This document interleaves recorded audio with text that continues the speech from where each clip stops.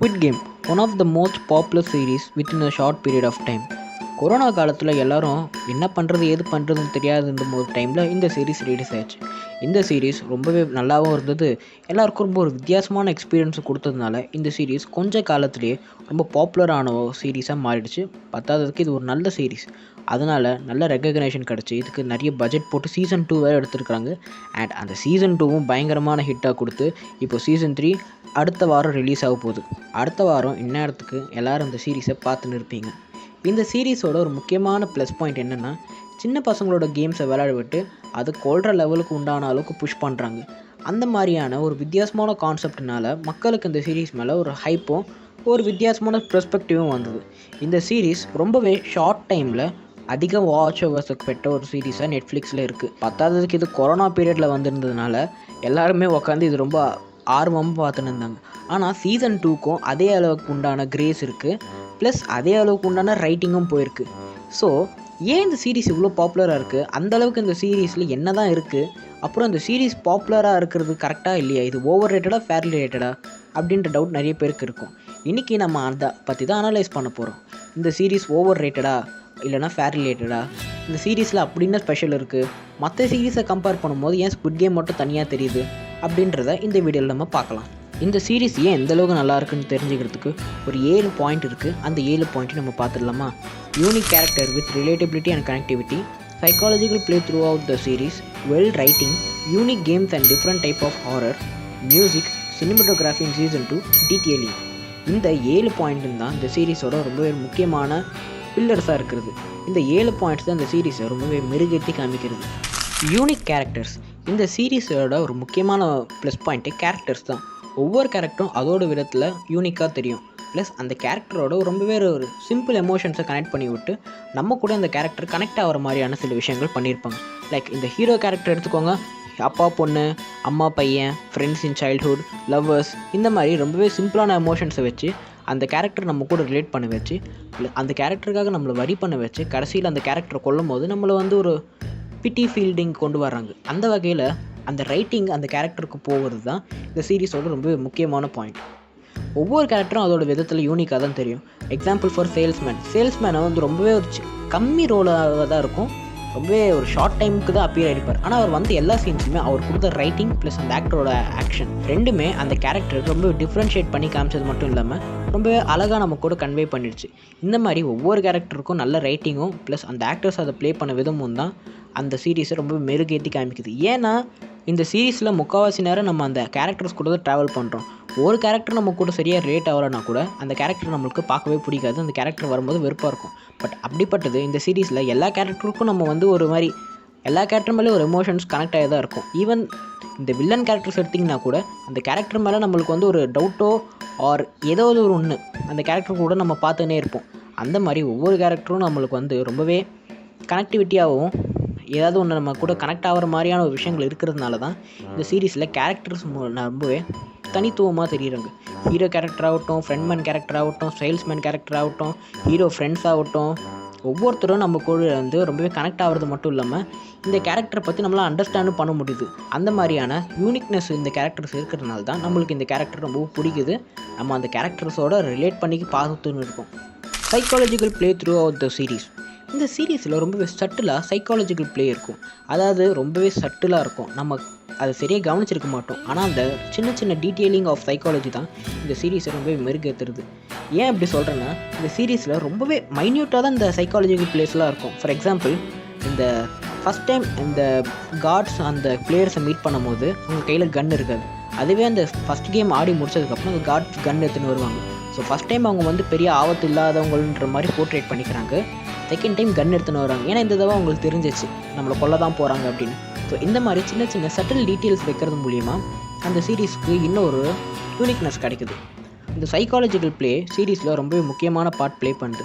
இந்த ஒவ்வொருத்தரும் இந்த கேமை முடிக்கலாம் அப்படின்னு சொல்லும் போது அவங்க பணத்தாசை காமிக்கிறதாகட்டும், வெளி உலகத்துக்கு போயிட்டு எப்படியும் அவங்க திரும்ப தான் வரப்போகிறாங்க அப்படின்னு சொல்லிட்டு அவங்க வேணும்ன்ட்டே இன்னும் ரொம்ப கஷ்டப்படுத்துகிற மாதிரியான விஷயங்களை பண்ணுறதாகட்டும், சாப்பாடு கொடுக்காமல் அவங்களுக்கு கஷ்டப்படுத்துறதாகட்டும், இந்த மாதிரி ரொம்பவே சட்டிலான சைக்காலஜிக்கல் ப்ளே இந்த சீரீஸ் ரொம்பவே அழகாக ஹேண்டில் பண்ணியிருக்கோம். அண்ட் அந்த சீரீஸ்க்கு அது தேவை. ஒருவேளை அந்த இது இல்லைன்னா அந்த சீரீஸில் எப்படி இருக்கும்னு தெரியாது. பட் ரொம்பவே சின்ன சின்ன சைக்காலஜிக்கல் டீட்டெயில் மூலிமா அவங்க அந்த சீரிஸில் ரொம்பவே முக்கியமான ஒரு விஷயங்களை அதை கடைசியில் அவங்க எக்ஸ்ப்ளோர் பண்ணுற விதமும் ரொம்பவே நல்லாயிருக்கும். ஸோ அதுவும் இந்த சீரீஸ்க்கு ரொம்ப ஒரு முக்கியமான விஷயம். சீரீஸே கிட்டத்தட்ட சில இடத்துல சைக்காலஜிக்கலாக தான் மூவ் ஆகும். அந்த வகையில் இந்த சைக்காலஜிக்கல் ப்ளே இந்த சீரீஸ் வந்து ரொம்பவே நல்லாயிருக்கும்.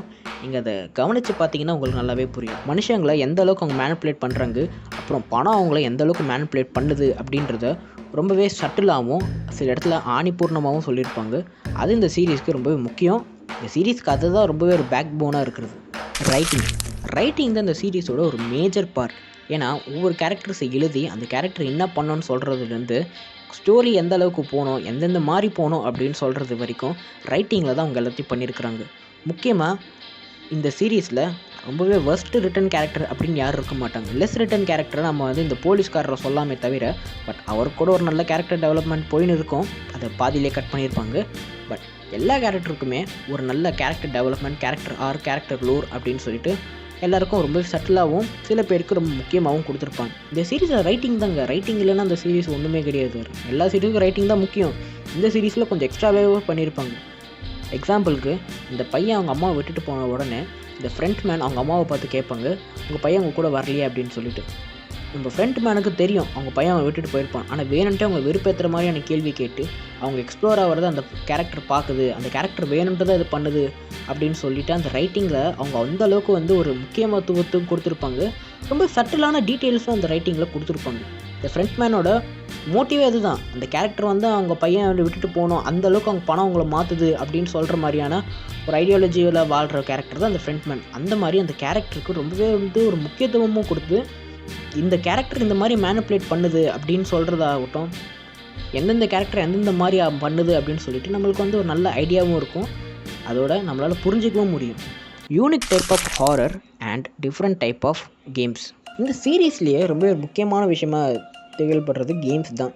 ஏன்னா இந்த சீரீஸே கேம் பேஸ்டான போகிறதுனால இந்த சீரீஸில் ஒவ்வொரு கேமும் நம்மளுக்கு யூனிக்காக தெரியணும்னு சொல்லிட்டு அந்த கேம் அவங்க யூனிக்காக ப்ரெசென்ட் பண்ணுறதாகட்டும், அதாவது இந்த first green light, red light, தக் ஆஃப் வார், ஸ்குவிட் கேம், இந்த மாதிரியான கேம்ஸை அவங்க ரொம்பவே யூனிக்காக ப்ரெசென்ட் பண்ணியிருப்பாங்க.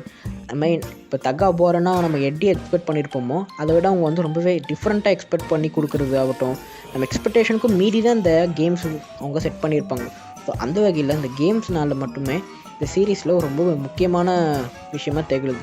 ஒருவேளை அந்த கேம்ஸில் ஏதாவது ஒரு கேம் கூட இது நம்ம தெரிஞ்ச மாதிரி தான் இருக்குது, இது பார்க்க ஈஸியாக தான் இருக்குது அப்படின்னு அவங்க சொல்லியிருந்தா கண்டிப்பாக நம்மளால் வந்து அந்த சீரீஸில் பார்த்துருக்க முடியாது. பட் அந்த கேம்ஸை அந்தளவுக்கு பயங்கரமாக மாற்றுறாங்களோ அந்தளவுக்கு நம்மளுக்கு அந்த கேமை பார்க்கும்போது ஒரு பயம் உண்டாகுது. அது அந்த சீரீஸ்க்கு முக்கியமாக தேவை. அப்புறம் different type of horror. Season 2ல் ஹாரர் பெருசாக தெரியல, பட் சீசன் 1ல் ஒரு யூனிக் டைப் ஆஃப் ஹாரர் கொடுத்துருப்பாங்க. அந்த ஹாரர் வைபே ஒரு மாதிரி ரொம்ப நல்லாயிருக்கும். பட் அது சீசன் 2ல் அது கட் பண்ணிட்டாங்க, ஏன்னு தெரியல. பட் சீசன் 1ல் அந்த ஹாரர் வைப் ரொம்பவே அல்டிமேட்டாக இருக்கும். அதுவும் இந்த சீரீஸோட ஒரு முக்கியமான ப்ளஸ் பாயிண்ட். மியூசிக். இந்த ப்ளேஃபுல்லாக வர மாதிரியான இந்த மிங்கிள் கேம் சாங் ஆகட்டும், red light green light song ஆகட்டும், எல்லாமே நம்ம மூளையில் நிற்கிற மாதிரி, அதோட அந்த சாங் எந்தளவுக்கு ப்ளேஃபுல்லாக இருக்கோ அந்தளவுக்கு பின்னாடி ரொம்பவே ஒரு வயலண்ட்டான ரொம்ப பயங்கரமான எலிமெண்ட்ஸ் நடக்கிற மாதிரியான விஷயங்கள் அவங்க செஞ்சது ஒரு different and unique type of இருக்குது. ஏன்னா நீங்கள் அந்த பாட்டுகளை எடுத்து பார்த்தீங்கன்னா ரொம்ப ஜாய்ஃபுல்லாக குழந்தைங்க விளாட்ற மாதிரி இருக்கும். பட் பின்னாடி எல்லோரும் செத்துன்னு இருப்பாங்க. அதனாலேயே அந்த சீரீஸ்க்கு அதுவும் ரொம்ப ஒரு முக்கியமான எலிமெண்ட்டாக இருக்குது. சினிமாட்டோகிராஃபி இன் சீசன் 2ல் சினிமாட்டோகிராஃபி ரொம்ப ஒரு முக்கியமான ப்ளே பண்ணுது. அந்த சீசன் 1ல் அந்த சினிமாட்டோகிராஃபின்னு பெருசாக எதுவும் இருக்காது. பட் கொடுத்த வரைக்கும் சினிமாட்டோகிராஃபி அந்த சீரீஸில் ரொம்ப ஒரு மேஜர் ப்ளே பண்ணுது. லைக் இந்த சேல்ஸ்மேனோட ஃபேஸை வந்து அந்த டிஃப்ரென்ஷியேட் பண்ணி காமிக்கிறதாகட்டும், அந்த கேமர்ஸை டிஃப்ரென்ஷியேட் பண்ணி காமிக்கிறதாகட்டும், இந்த மாதிரி சீசன் 2ல் சினிமாட்டோகிராஃபி ரொம்பவே நல்லாயிருக்கும். பட் சீசன் 1ல் ரொம்பவே சட்டிலாக இருக்கும். ஃபைனல் டீட்டெயிலிங் தான் இந்த சீரீஸோட ஒரு மேஜர் ப்ளஸ் பாயிண்ட். ரொம்பவே சட்டிலான டீட்டெயிலாக அவங்க ரொம்பவே அழகாக கொடுத்துருப்பாங்க. அந்த டீட்டெயிலிங்லாம் பெருசாக நம்ம யாரும் நோட்டீஸ் கூட பண்ணியிருக்க மாட்டோம்.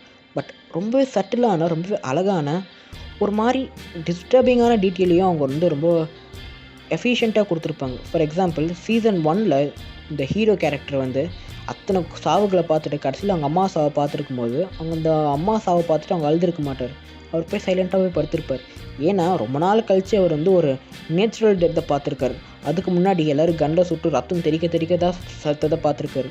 பட் இந்த தடவை அவங்க அம்மா இறந்ததை பார்த்த உடனே அவருக்கு நேச்சுரல் டெத்தை பார்த்த உடனே ரொம்பவே சைலண்ட்டாக அவங்க அம்மா கூட போய் படுத்துட்டு இருப்பார்.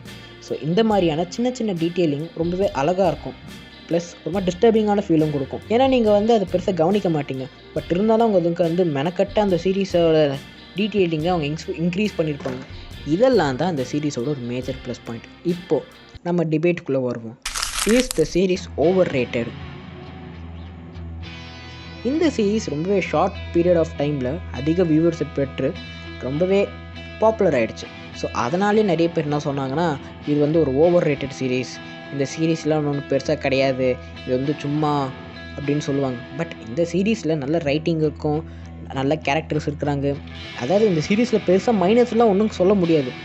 ஆனால் அந்த சீரீஸ் ரொம்பவே பாப்புலராக இருக்கிறதுனாலே சில கூட்டம் ஓவர் ரேட்டட்னு சொல்லுவாங்க. என்ன கேட்டால் அந்த சீரீஸ் ஒரு ஃபேர்லி ரேட்டட் சீரீஸ் தான். ஏன்னா அந்த சீரீஸில் நிறைய அப்ரிஷியேட்டபிள் திங்ஸ் இருக்குது. பட் அது யாரும் பெருசாக கண்டுக்காமல் இது சும்மா பாப்புலராக இருக்கிறதுனாலே ஓவர் ரேட்டட்னு சொல்கிறாங்க. சில பேர் இதை கொண்டு போய் பிரேக்கிங் பேட்லாம் கூட போய் கம்பேர் பண்ணுவாங்க. பிரேக்கிங் பேட், ஸ்ட்ரேஞ்சர் திங்ஸ் கூட கம்பேர்லாம் பண்ணுறதில்ல. கம்பேரபிலிட்டி பண்ணாலே எந்த சீரீஸும் வந்து நம்மளுக்கு பார்க்க ஓவர் ரேட்டட் மாதிரி தான் தெரியும். இது வந்து நீங்கள் ஒரு தனியாக பார்த்தீங்கன்னா this series has some potential, நிறைய ஸ்பின் ஆஃப்லாம் வருதுன்னு சொல்ல போகிறாங்க. ஸோ இந்த சீரீஸ் ஒரு நல்ல சீரீஸ், டைம் கிடச்சா பாருங்கள். அப்புறம் சீசன் 3 வரப்போகுது. எத்தனை பேர் சீசன் 3க்கு ஹைப்பாக இருக்கிறீங்கன்னு சொல்லுங்கள். நானும் சீசன் 3க்கு ரொம்ப ஹைப்பாக இருக்கிறேன். ஸோ பார்ப்போம் சீசன் 3யோட தேரீஸ். அப்புறம் நீங்கள் என்ன நினைக்கிறீங்க சீசன் 3ல நடக்கும் அப்படின்னு பார்த்துட்டு கீழே கமெண்ட் பண்ணுங்கள். நம்ம நாளைக்கு இன்னொரு வீடியோவில் சந்திக்கிற வரைக்கும் tata bye bye, see you, take care.